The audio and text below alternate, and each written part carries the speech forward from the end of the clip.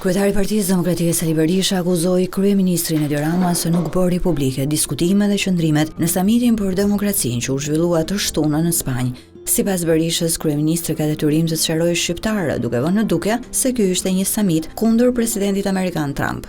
Si mund të fshehesh pjesëmarrje në një samit të tillë? Cilat janë arsyet që fsheh? Burracak, Langaraq janë të pakta, po dhe prostitut politike, po dhe e tilt nuk e fsheh.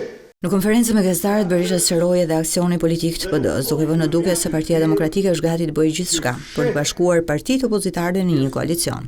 Berisha theksoi se PD-ja ka pranuar propozimin e faktorëve të rinj politik për të kërkuar një sistem zgjedhor proporcional kombëtar. Kemi ofruar listën e hapur